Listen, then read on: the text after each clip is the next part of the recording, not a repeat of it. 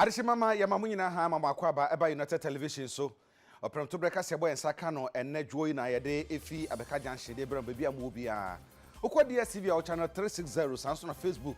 ene social media handles awdo ni nyina na kasebo yi etwegu ewo ho na de bedi mu akotene bi ene se mampani na Narodan Kwakufoado e de ato ne communication team ana champagne foado a eboda Uroma party na nim se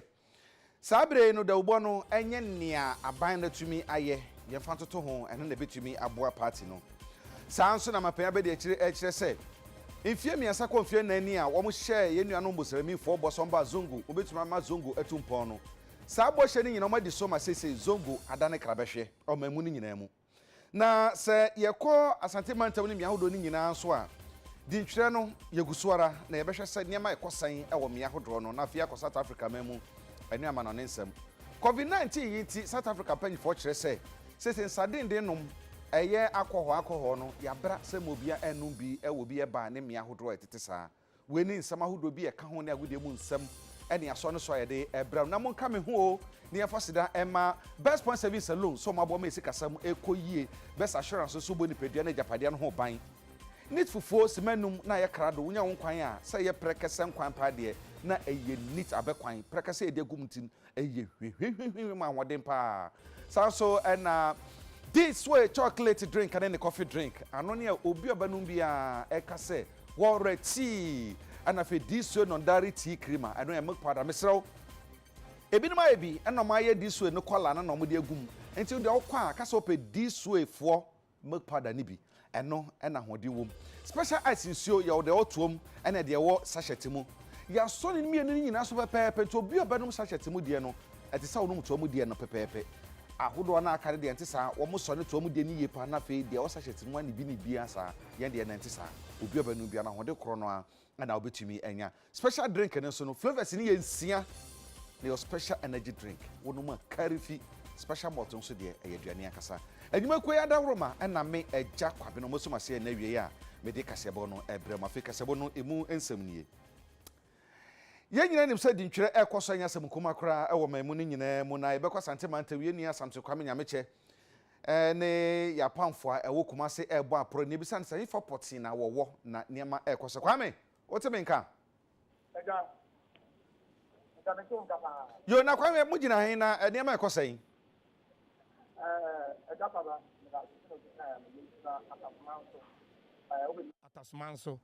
obepiem atasmanso brick school kese na wa hanom MA primary na obepiem anom anya one center your three centers na wa hanom asesi ameka say amanfo day 3 and as a phase 3 edema electoral commission womo edi ntwira womo atwire na nyame ya no bewie of 6th of August 2020 no na yebetimi ade akwakoto aba no na yaba bepiem anom na di ntwira no bibia ekoso wa hanom a womo ba betwire mu din na senior electoral commission aka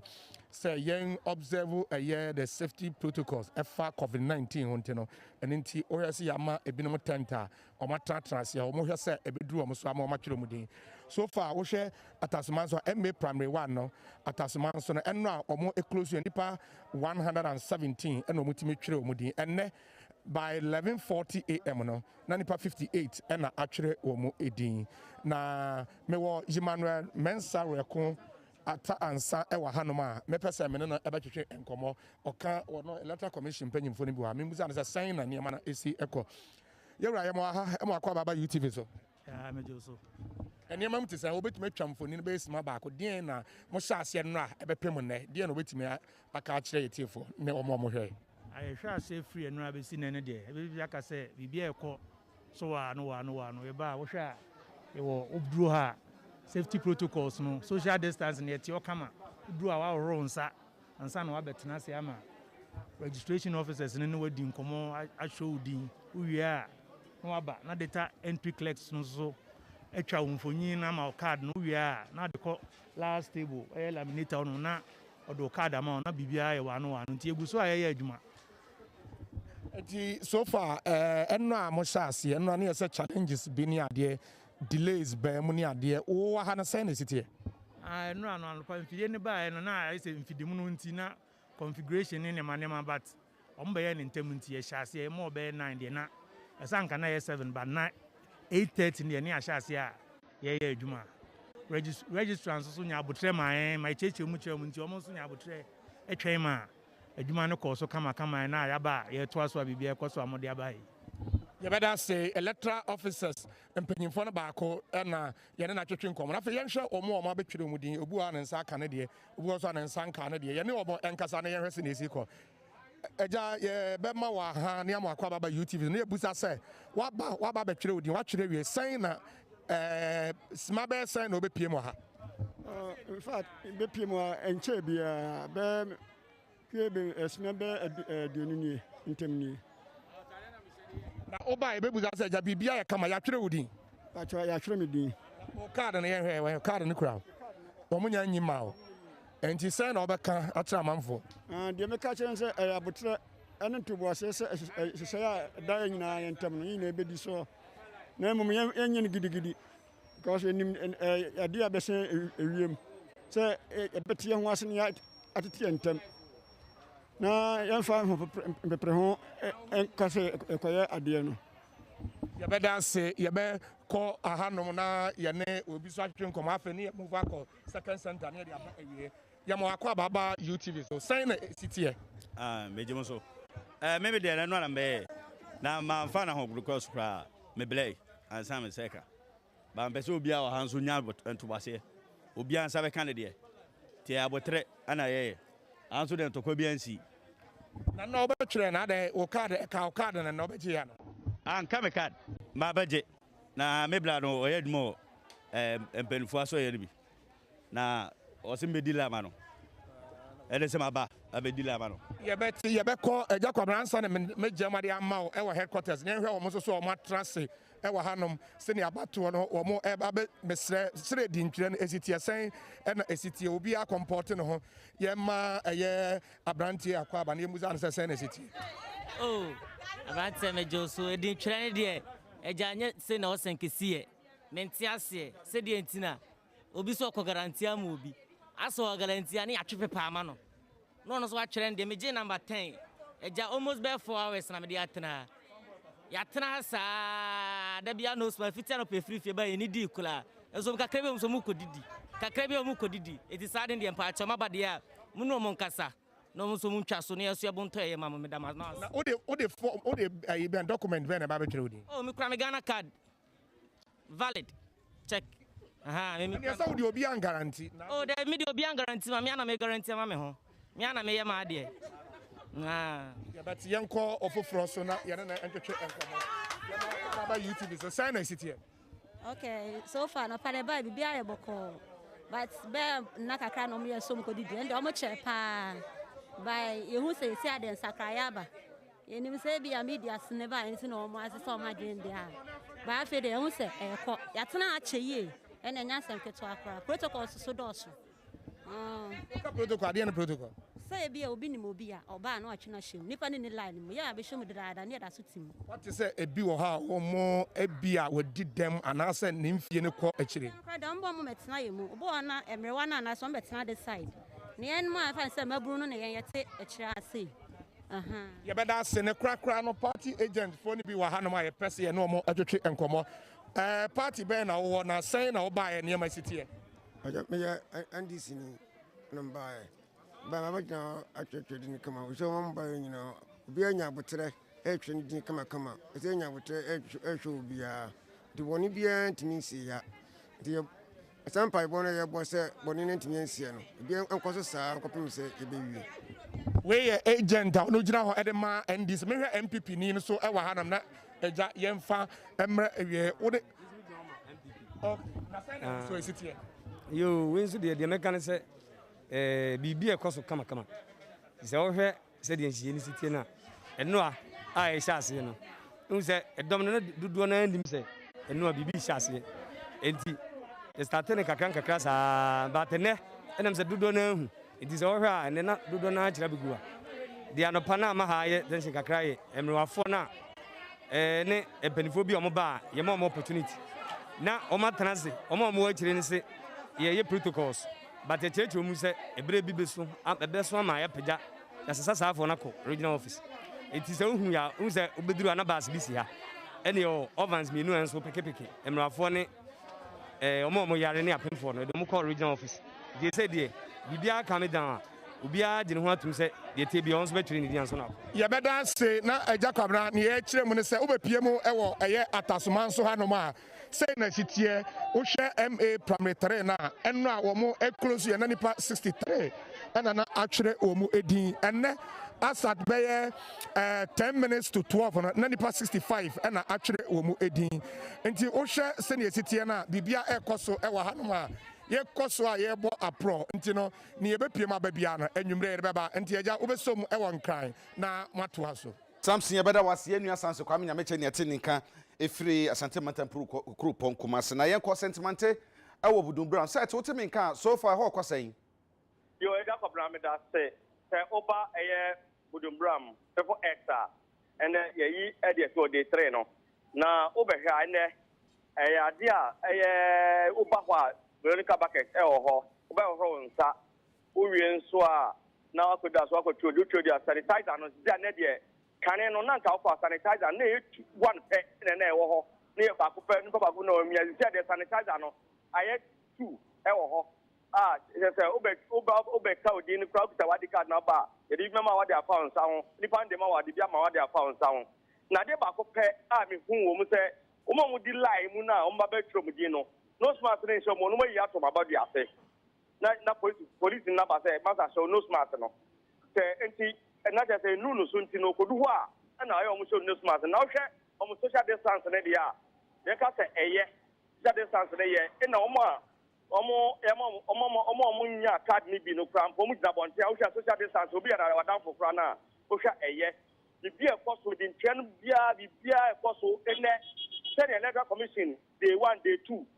and day 3 difference abem kaka omhoye ha eye ntentem so enti wu twa the electoral commission for ye nyina no ene de adwuma no bibie guna kwan mu a bibie koso ene de metra ka say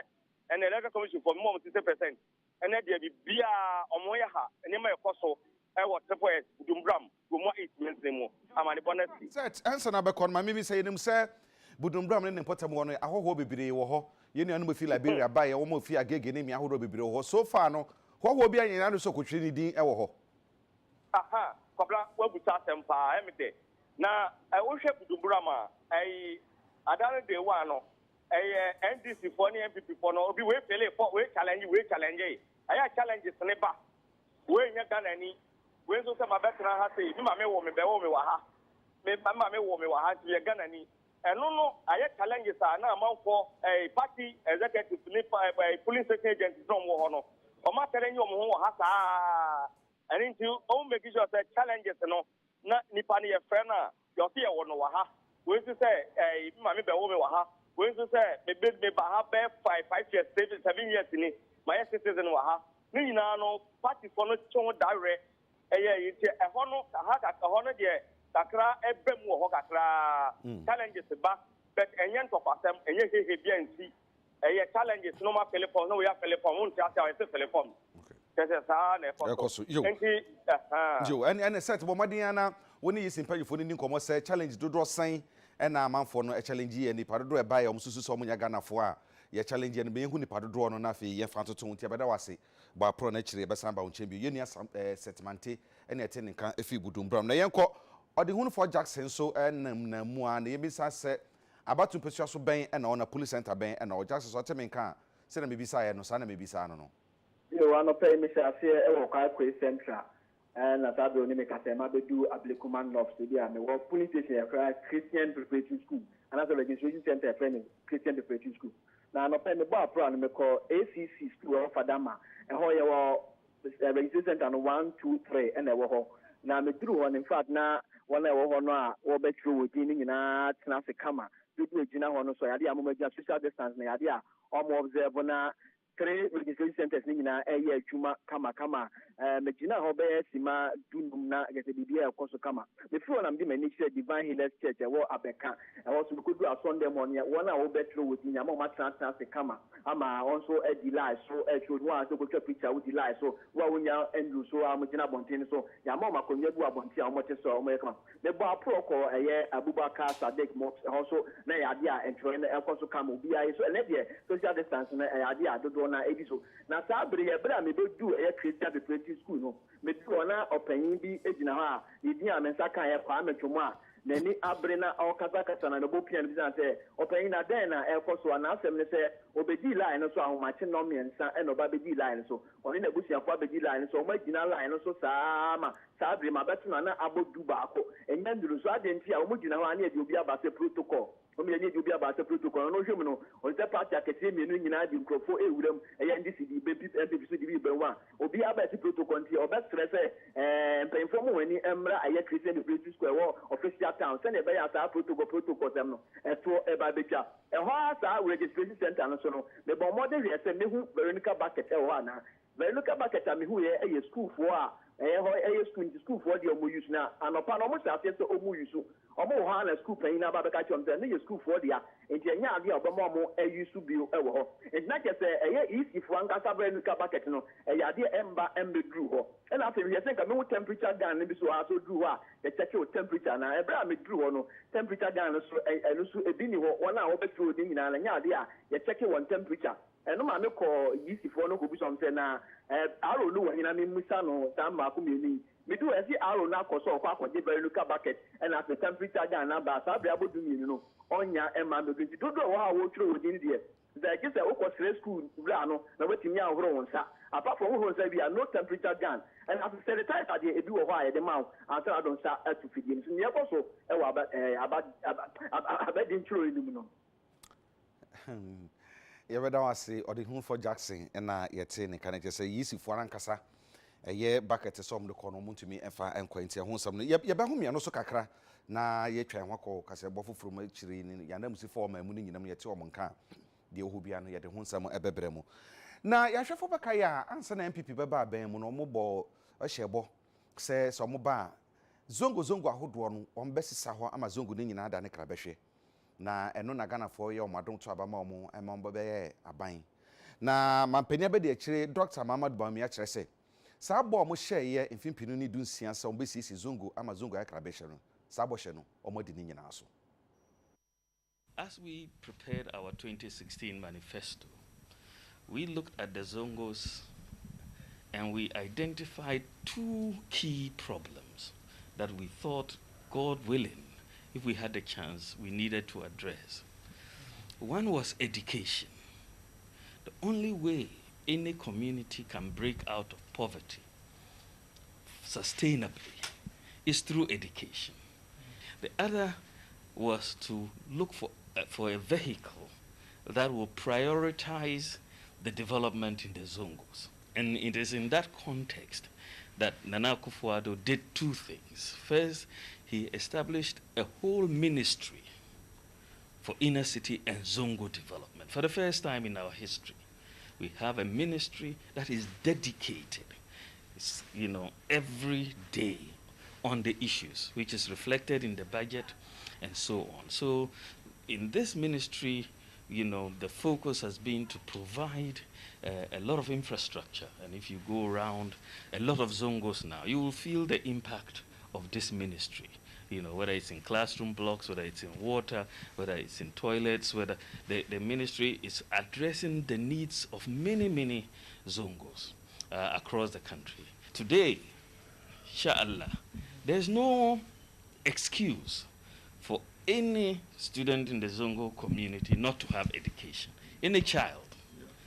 we can have education free up to senior high school.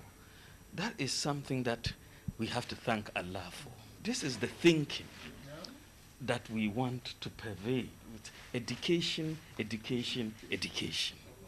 Then our people will be uplifted. So today I have come to inform the Chief Imam that the President has selected me in all humility. I've come to him to ask for his prayers, ask for his blessings, and to thank him for what he does. We have done something in the last 3 years to show our commitment to the Zongo communities, to him, and to Muslims in general. This is just the beginning. And Nana Akufo-Addo is asking the country for 4 more to do more. eno achi no chief imam ebompaye edema Dr. Mahmoud Bawumia obompaye mama mpanyi Ekufuado ena fe obompaye de ma omemuni nyina فضنا ولا تليجينا فإنك على كل شيء قدير يا أقدر القادرين ويا أسرع الحاسبين اللهم اجعل بلدنا غانا بلدنا آمنا مطمئنا اللهم احفظ رئيس جمهوريتنا لنا أكفاله ونائبه تقسمون باونيا بسر لو أنزلنا هذا القرآن على جبل لرأيته خاشعا متصدعا من خشية الله وتلك الأمثال نضربها للناس لعلهم يتفكرون والله الذي لا إله إلا هو عالم الغيب والشهادة هو الرحمن الرحيم والله الذي لا إله إلا هو الملك القدوس فأجبنا كما وعدتنا يا ذا الجلال والإكرام إنك لا تولي سبحان ربك رب العزة عما يصفون وسلام على المرسلين والحمد ye fi mampani abede so ane ye koye mampani ankasa so wode ato MPP amayoku no wo mo bodaru ma party na nim se saa bere ya ye kokoto abai daru bi ombabo bia no enye de aban na tumi aye eno ho nsam na omo nkancha Ghana fo no betumi aboa ye pa mampani sasem nya tudwa wo bra na one saa party mpanifo no edi nkomo na wode wo mamma nhia fa akona mu no omo de abefo kwan ye computer de bi we wahana we wahana so no na omaka mu nyina abum na efre no zoom ni bi na di saa nkita ho no. For me, from the 7th of January 2017, right up till today, right up to the election. And I think too that is also inescapably part of the mix, a critical part of the mix for this election. So as far as identifying the two critical issues that we have to define for the Ghanaian electorate, I think you're spot on in insisting on, first of all, the comparison of record,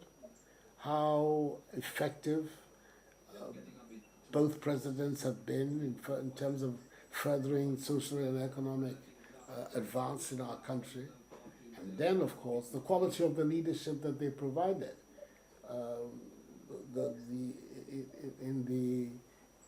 In the countries with the nuclear capability, they ask, who would you like to have as the man with the finger on the bomb? We don't have, but we still have to ask ourselves who best can manage the affairs of our country, both in normal times as well as in extraordinary times like these last 3 or 4 months. And in talking about the record, I think there's one thing which is very important for us in NPP to continue to stress. The quality of achievement of this government in various areas, whether it's in health, education, infrastructure development, across board, social and economic, has been one that has affected virtually everybody in the country, at all parts of the country. There's no part of Ghana that can say that somehow or other they've been left out of the programs and developments of this government. And that has to be a very critical aspect of our outreach, because it is possible for us, every nook and cranny of Ghana, to point to something that we have done which matters to people, whether it is in the establishment of schools or in the enhancement of agriculture, whether we're talking about the development of infrastructure in one form or another, whether water, toilets, roads, all these go into the idea that our program is meant to serve the generality of the people. And it's important that we continue to stress that. We have to do a campaign in Ghana which is not about where you come from, whipping up ethnic sentiments. It has never helped this country, and it will not help us. We should be the very first to recognize this diversity, this mosaic, this Ghanaian tapestry, which is full of so many different elements, but comes together in the Ghanaian statement. And we should be stressing that. The Ghana Project is what I call it. Secondly, in making the Ghana Project too, the other issues, whether you're a Muslim or a Christian, I'm very strongly a Christian. I'm part of the big Christian majority in Ghana. But it shouldn't be part of our discourse. And clearly, gender should not be also part of our discourse. We are looking at all times at records, at competencies. So should be possible for the discussion amongst these people and before the Ghanaian people to be a discussion about competencies, abilities, records, achievements, output. So I think that is something that I would like us to stress very much.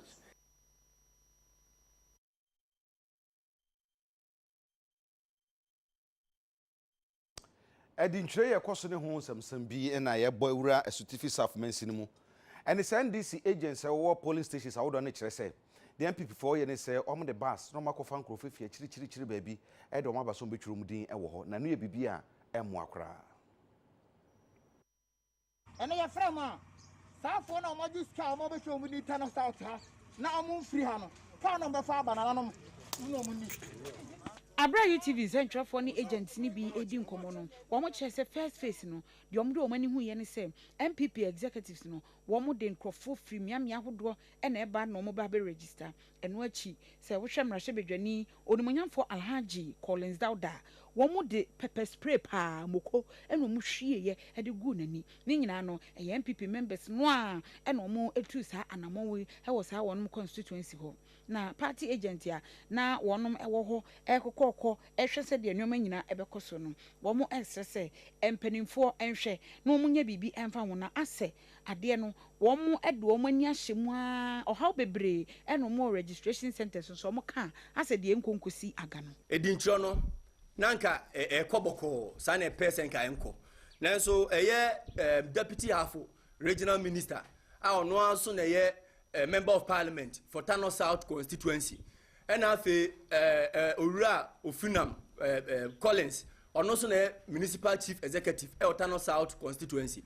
oma yoma de say omo mpa asumdwe na omo masumdwe so emma Tano South constituency ha efiri say omo sori a omo kofa ahoho egu basim anase gu kamu na omo do ma ba say ahoho no na mama turomudin na kromafo no so nya de a omo be pene say ahoho emra no mama turomudin anasa NDC for so betena say ahoho emra meturo mudin na omonfa ento aba Tano South ha eno ene ekokan ya omakofa MPP tax omabebo NDC agents na no damemenda agent bia anya adwuma Tano South ha tumi no mo se omomfa mara anya adwuma mo de tumi de be ya adwuma be tumi ne kuro am Ghana for ne de ma se omomfa mara se mara e be ya adwuma wa omanka so omomfa mfungro ya kawa emfa ya betimu eye regional commander of police ye di makonsu egu MPN yanchi obia amanfo wote omuka mu achobe ene ye regional issue ye be address at regional level but the can tell omo say yensuro obia nsore nkoji talk money mfiri obia DC ye binim dia omo de omo beteken ye di bi pen abrabo na omo so omo abone ya bo bi pen ye bu nipa na respect nipa sechere into maintaining their way of Tano South. And he can't say whether he lies it or not, the will of Tano South will prevail by the close of the day. Sabu, a minor yadima deputy minister, our MP, Honorable Secretary, Eddie, or minor so Eddie ma MC said, Omusha so, Yanfa Mina Mamusa, Mumfa Mutumi, Emfa Yambra police station. Embebuya wa police for him.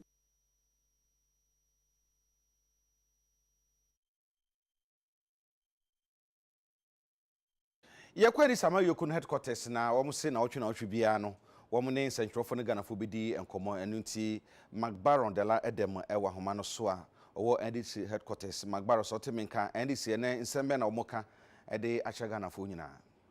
yo medase Kwabena na National Democratic Congress NDC na otwe nsentwofo dumadi omode hihye so no na ne toson son omode hihye so na enani omo kikane sa omo pache na se COVID-19 ya rekodi ewo ya abeda wiase nyina Ghana so bi actually ye komi ya omano ya fairly wo se na ya manage COVID-19 cases say edu over 24,000 ama just oni omo pache omo chere se wo hwe sene aban no nhyehyɛ ɔde ato kwan mu a dodoɔ na ɛnyɛ adwuma wohwɛ free SHS fo yi a ɔmo san kɔɔ school yi na nse finalist yi a amanfo kan ya sɛ too premature sɛ ɛbɛma nkɔlɛ yɛasa akɔ school na yɛama nkɔlɛ akɔ school na nse na yɛhwɛ sɛ na yɛarɛ ne yɛ school dodoɔ no mu a ate sɛ ɛyɛ adeɛ bi a ɛyɛ decision bi a Ghana government ne take prematurely a according to NDC no ɛmmoa koraa ama yɛarɛ no ɛsan ɛtrɛ kɔ yie paa almost I say, we should see as an economy, the impact on our health sector. Any great pass hospitals no do na no my ICU say ma or the Kolebu attitude who say ama Kolebu crisis say no critical care areas no amount to because of COVID-19 say na ekosora how mu ye pa or san say state institutions you say na management enko ye na ama key state institutions are some care adwuma to say Supreme Court to say most boss any other institutions are close no. Now see close state institutions here Argentina SHS finally see most school here ya be teacher sim ankwala ne de dey adena yen tumuma omo kofi omo kan sem de be omo sama kan be be ni chese omo sraban enumanu we ya no omo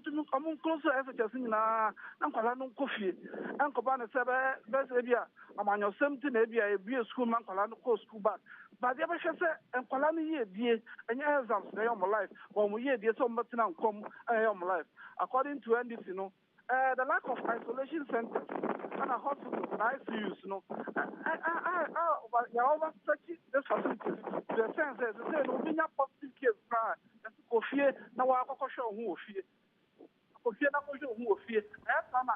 compromise ama say na effectively bet me fight economy akofom pa ma ha juye pa oza agency our communication director SRCS aban phobia omo na stop promotion COVID-19 precautionary measures na yɛbɛtumi as this one yɛ sa na mo di so ɔmo na mo nam schools mo air campaign wɔ mmara ɛnsɛ ba no saa nti ɔmo pa kyerɛ ban sɛ ɔmo srɛ ban paa sɛ sina yare no kɔ anim no deɛ yɛnhwɛ na management no yɛmfa toto kwan mu yɛ ne yɛyi amanyɔsɛm firim nti ɔse saa adeɛ a ɔmo yɛ ɛnyɛ amanyɔsɛm na ɔmo yɛ but some shesina yare no kwa na ekɔ ni 24,000 na year ya dia ba e kan say new system ya dia ba recovery and discharge policy ya dia ba na say over 20,000 I recover my false sense of hope say when you say na say cry who to you jama for I relax it just say aban emia this protocol so mu biom no just say magana for say yare no kwa no was ni pa do na omo ho atọ it omo sra ban say no eso bu hwe ni ye o say contact tracers omo trace omo ebia yare no omo hye bi obi no na say omo sika sam so ye nti omo ka it omo so omo nyina ja contact tracing no enti animanu yare sa ban ti asan for no ka no mo san come back no tracy in the amount for the donor and system no more positive omo de yare na sense and for the donor in the almost saban you share your health system now is already overstretched your health workers over 700 na affect them best nipa do health workers do now in the share na contact tracing nkoso was omo ntia mo ka ne SHS so yare no best do yare na tiasimu ne in some like state institutions to me adena who be here say you see who say you fairly government fairly fight no according to NDC no government fairly fight nti as I say a sign really dedicated your own na akona yes COVID-19 be kono yes akubium nti some minister in terms of na of the PPEs to say health hospitals no do na mo ni PPEs omo de be adwuma nti na ma do na say yare na ebi munya no nti omo saban be hwe na sa enema nyina management of COVID-19 cases no America sakeke but a practical situation on the ground it will reduce the impact of the disease on the citizenry. NDC headquarters. No, that's McBaron yet in can if NDC Amayoko na so yekese wo enkraha. Na ye call Guma is about to pursue so no for just kojo asemenyu no emra se bedwani o da to Ghana fo nyina nim se sa di ntwa ye twire obi amfa ne ho nyamu bi na mo no ntokwa ne mente mo ase bebreta sori centers ahodoɔ no yɛnyai na dwumadi no ɛnkɔso asomdwe so. Abra UTV Centrofo ne Kojo Asmenyi edi enkomo no wode to adehye wo Ghana ha nyina nim se obia enya abotre se wo registration center kwa kutro odin a eyeboko enye ntokwa ma obia nkonkobo blows wo ho esan se no emfa somdwe emma asem we nyina beda adwa abra MPP kuyi wo mo ko gomua bujumburam na wo mo ye se COVID-19 yade no teterodo eti wo mbebo dawro e de akere gomua bujumburam adehye no mo soso ahwe wo hu yi. The most important thing is our this year. Obi biara wo gomua is biano. This is the opportune time for you to register. Na odu time all the water abanetum akere wanwodin ana akere wodo is our party no. Nti obiara owo gomua is biano. Yes and no on register. Na registration or tema akosi August 6. Nti if say undo that just wait patiently about who area. Make sure that Ebokona akọ register. Enuachi no chairman Emma Grace to Grace Abubakar Odum ono so yade to Ghana de hye nyina anim se COVID-19 no ade e wo ho mo obi enfa ni agro na uye mistake kitua bi a ebeba betena wo so a unhu ba bi a wo befa mpo oye yare oba yinti na yakiye nyina ye ho abom na ye manchekire for social distance any no mask na sanso kwa bonten ye kwa fiefie yanye amanfo ne ade kakasa na ye kirew sania yare no ne pempem so ba bi ebedu eni nti ina ye twidom ne nyina ye wo hiem wo ha ne ye kirew sania ba ya obi onka for oho bi ato no ho so anare onka ye yare no bi nti dwumadi tutu pa ye di oye grace in grace ye di de ye bobo dom na no anare ye bekọ afiefie ne ye dom ne nyina kasa sania ba ya obi nka ye yare no bi wo budumburam eye labelia camp.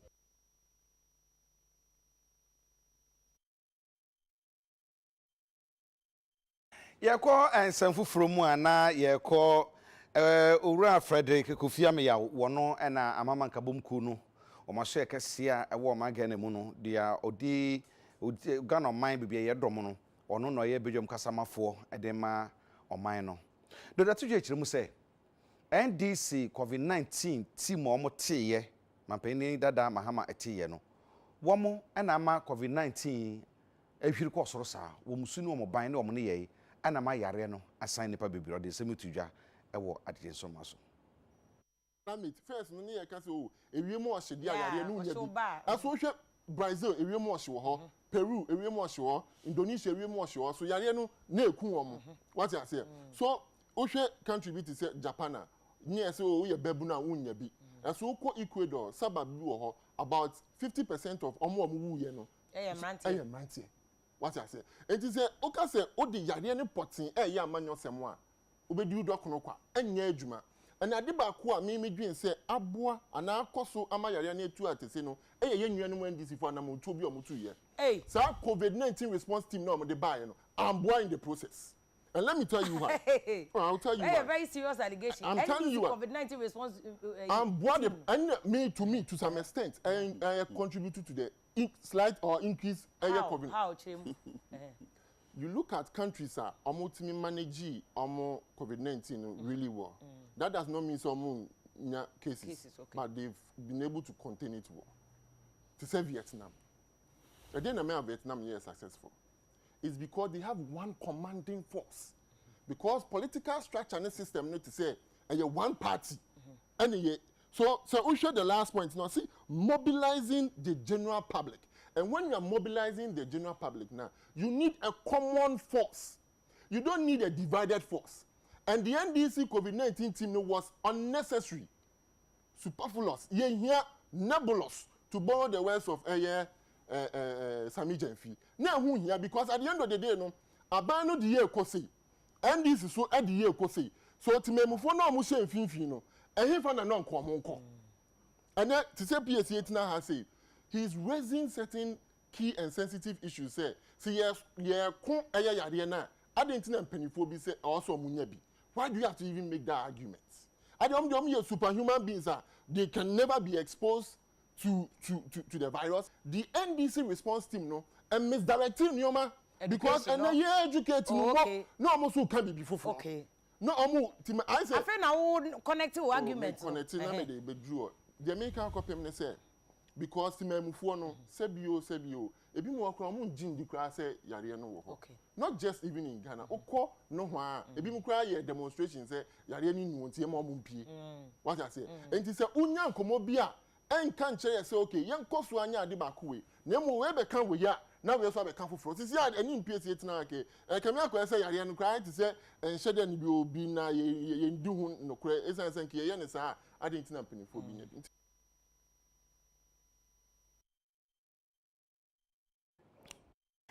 ye to aka sebo no so na ye ko bono ene na hafo mantam na National Insurance Commission penny for any MTTD for hu ne se nipa bi e de insurance aboboka ho a eye fake enya papa enti wo mutu so sa Abra wonum etisi montene so ehwe ekwan mu no wo mu enya adrobafo emakomako aduasa 30 drivers na ni nyina no wo mu ekuta fake license buno ene ahafo regional director National Insurance Commission Ora Farouk Dramani abro ne UTV Central Focus and watch say statistics mu 2018 no Ghana number of vehicles are DVLA issue stickers for over 2.2 million. But insurance, about insurance, only 1 million per na insurance company issue stickers, which means that the remaining 1.2 million no you are buying the free ho. A lot of them no fake. So yeah, driver ni and now your car owner, and that's what we insurance are. Which insurance na your mouth paper na other sticker na bibia ma no. Misra ko phone so nabo *920*57# ebema option e do call National Insurance Commission platform so na wahwe say insurance e was omodema no genuine ana fake Buno any for original MTTD commander Superintendent Stephen Tenkran wono so eche say me hu kura adwuri me che say drivers ni bebre wo ho a che say enu an say omo dia stickers no na ebobom omo car na nim keke oni certificate bi e che say car no insurance e wo ho ubusa na osiye na me de sika sendi obi e na nipa no eye maame ye ma certificate osi there bi you receipt osi there bi na che say nipa na nya ba ko pe drivers ni bebre e wa ha enti abasa na che say so bi business ya obi a oteka num bia no nya insurance enti na de aduma ye na I think say aboa pa enti ye ba to aso aye se na be educate drivers no obi oya sa ade ni bi ebegina akwanya so e de won ya ma ne se onjai ne oye no ne kwakra mu no adrobafo ni bia ye chi wo mu no e na no mo che se o mu nim se e fake but I wonder why say insurance are there no man no oye me sa because you just pay the insurance day in day out meanwhile unya accident kura nipa no kura baba bo no kura no you find it difficult so baba bo now why say me twa there na wo be mame ade a eye enye correct the insurance companies in out e ma me chere say bia code bi say ana bibi say ana in fact say union for na transport for no bia ma e me chere bibi say bia ubo code bi say now the car number ka ho a eno say insurance ni fake be ya chere nye fake nso be ya chere ba yen so yenim wo station ni ato insurance ni pass mercy now so unim now so watcha and am say bia police be chi wunti no yen so yenim ni atwa tan ho later on one for you find out on the say bia what traffic now so win ni is about education so be educate and am so yehu ni ewom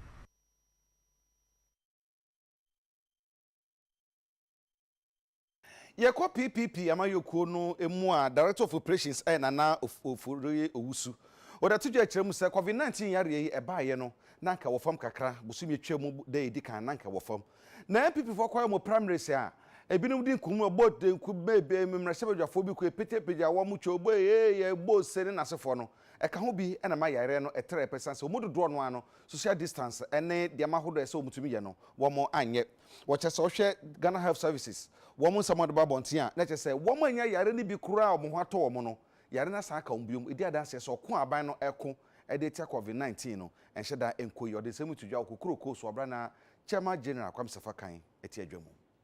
Papa Minyaka there, the Black Lives Matter demonstrations in the US, you know.